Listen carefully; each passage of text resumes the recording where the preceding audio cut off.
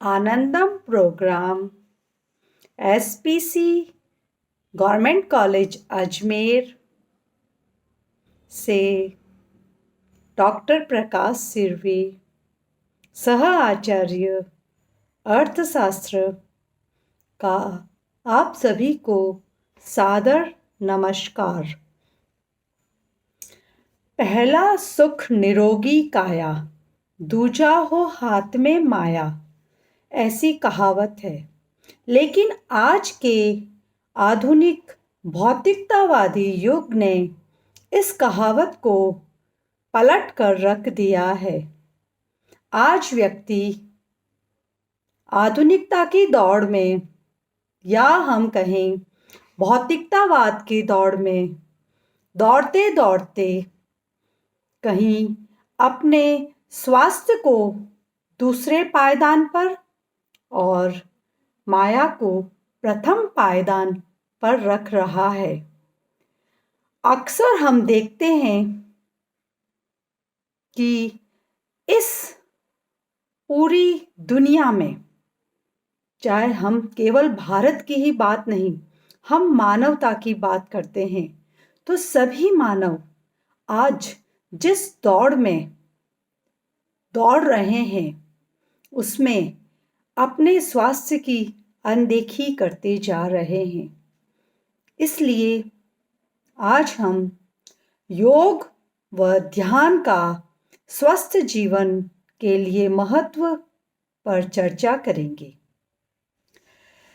महर्षि पतंजलि ने स्वस्थ जीवन हेतु अष्टांग मार्ग, यम, नियम, आसन, प्राणायाम, प्रत्याहार, धारणा, ध्यान व समाधि बताए हैं।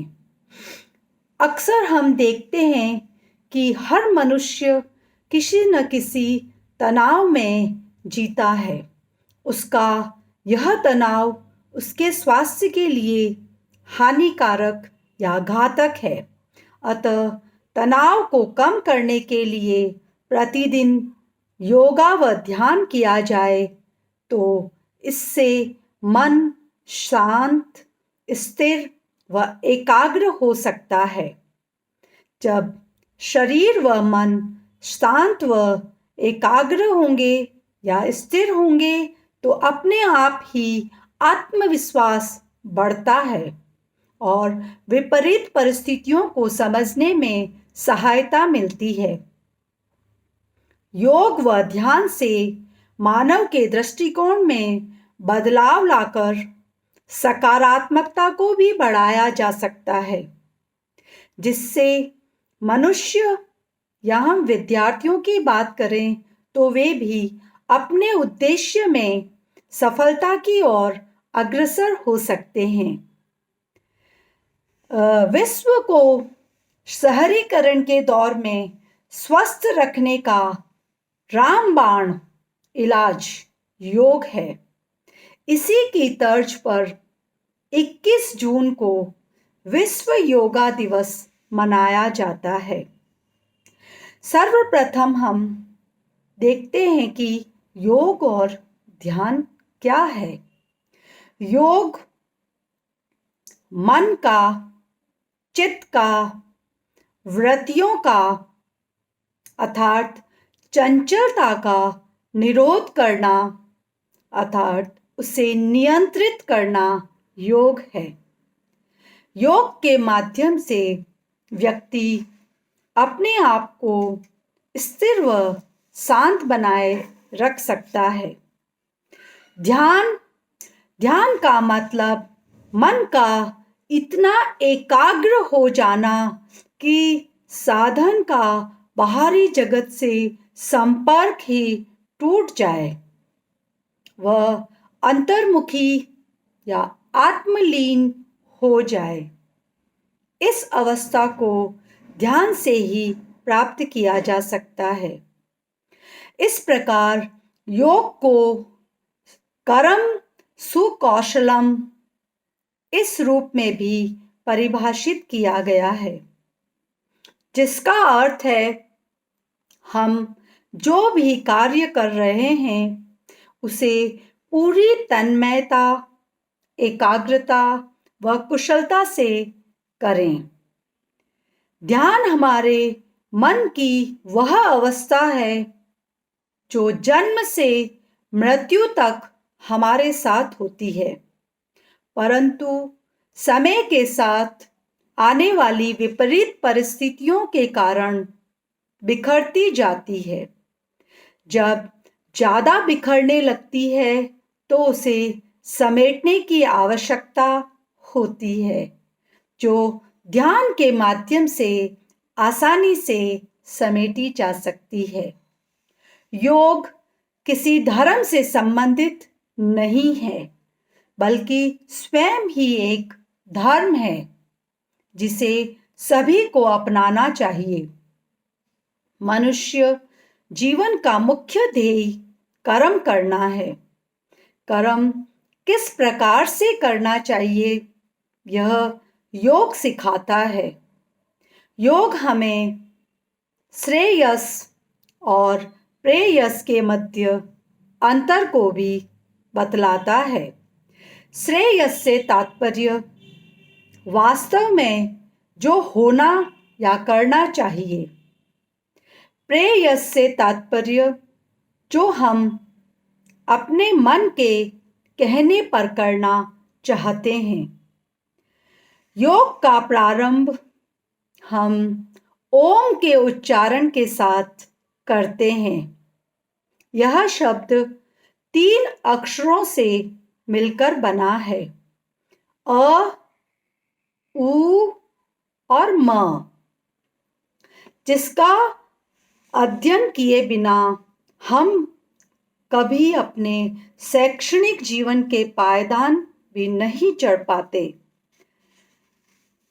जहाँ तक आध्यात्म का प्रश्न है तो अ, उ और म का स्वर हमारे शरीर में स्थित अलग अलग चक्रों से उत्पन्न होता है, जिसकी तरंगें जब उत्पन्न होती है तो हमारे ही शरीर के आंतरिक अंगों की मालिश करती है और उन्हें स्वस्थ रखती है। इस प्रकार योग एक आचरण पद्धति है जिसके द्वारा मनुष्य का शारीरिक, मानसिक, सामाजिक, भावात्मक व आध्यात्मिक विकास होता है। योग करना हर मनुष्य का कर्तव्य व अधिकार है। यह हमारे अस्तित्व से जुड़ा मार्ग है।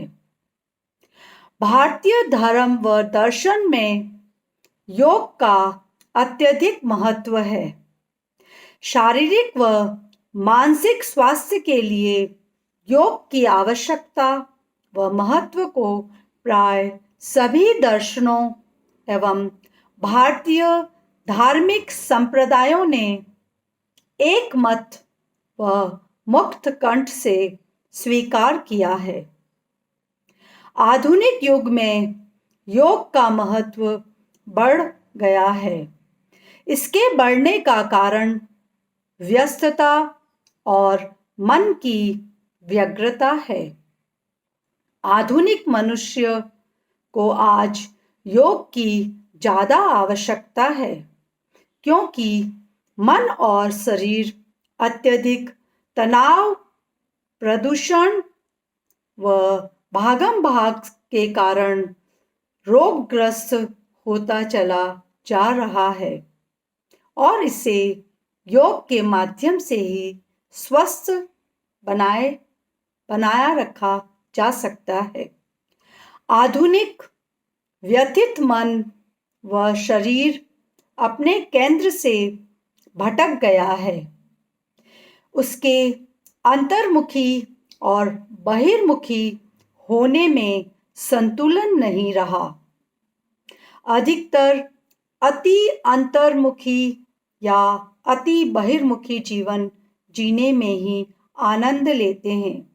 यहाँ पर भी हम यह देखते हैं कि अधिकतर लोग अति बहिर्मुखी जीवन जीने में ज़्यादा आनंद लेते हैं, जिसका परिणाम संबंधों में तनाव, अव्यवस्थित जीवनचर्या के रूप में देखने को मिलता है। योग का महत्व इसलिए भी बढ़ गया है क्योंकि मनुष्य जाति को अब आगे प्रोग्रेस करना है, तो योग सीखना ही होगा। शरीर व मन को स्वस्थ व संतुलित रखने के लिए योग के महत्व को समझना ही होगा। योग व योगिक क्रियाओं से वह सब कुछ पाया जा सकता है जो प्रकृति ने हमें दिया है, और जो प्रकृति ने हमें नहीं दिया है उसे भी प्राप्त किया जा सकता है। मानव अपने जीवन की श्रेष्ठता के चरम पर अब योग के माध्यम से ही पहुंच सकता है। योग केवल व्यायाम नहीं है, योग है विज्ञान का चौथा आयाम, और उससे भी आगे। हमारे मन में एक प्रश्न बार बार आता है, हमें शारीरिक व मानसिक रूप से कोई समस्या ही नहीं है तो हम योग क्यों करें? योग से हमें आनंद की अनुभूति होती है। जैसे एक तरफ सुख और दूसरी तरफ दुख होता है, जबकि आनंद सुख से भी ऊपर होता है। जब हम पहली बार योग करते हैं तो समझ में आता है कि आनंद क्या होता है, और योग का आनंद सभी आनंदों से ऊपर है। योग शब्द के दो अर्थ बताए गए हैं। दोनों ही अर्थ जीवन के लिए बेहद महत्वपूर्ण है। पहला अर्थ जोड़ और दूसरा अर्थ है समाधि या ध्यान। जब तक हम अपने शरीर को योग कला से नहीं जोड़ते, ध्यान तक पहुंचना असंभव है। हमने जिस आनंद की बात की है उसकी सीढ़ी योग के दूसरे अर्थ ध्यान से ही शुरू होती है। ध्यान योग का अति महत्वपूर्ण भाग है। ध्यान के माध्यम से शरीर व मस्तिष्क का संगम होता है। ध्यान यानी कि मेडिटेशन। मेडिटेशन का डंका न केवल हमारे देश में बल्कि विदेशों में भी गूंज रहा है। आज के समय में जीवन यापन के लिए दिन रात भाग दौड़, काम का प्रेशर, रिश्तों में अविश्वास और दूरी आदि के कारण तनाव बहुत ही तेजी से बढ़ रहा है। ऐसे माहौल में मेडिटेशन से बेहतर कोई विकल्प नहीं है। ध्यान से मानसिक तनाव दूर होता है, मन को गहन आत्मिक शांति प्राप्त होती है, जिससे कार्य शक्ति में वृद्धि होती है, नींद अच्छी आती है, मन की एकाग्रता व धारणा शक्ति बढ़ती है। योग सभी के लिए जरूरी है। योग भारत की देन है विश्व को। योग करने से हमें क्या क्या लाभ होते हैं या हम किस प्रकार से स्वस्थ रह सकते हैं, उसे अब देखते हैं।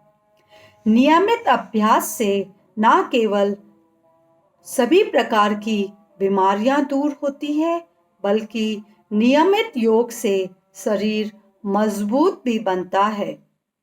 सुबह दैनिक कार्यक्रम से के पश्चात खुली हवा में बैठकर नियमित 20 से 30 मिनट का योगा करने से शरीर सुंदर व चुस्त व तंदुरुस्त बनता है।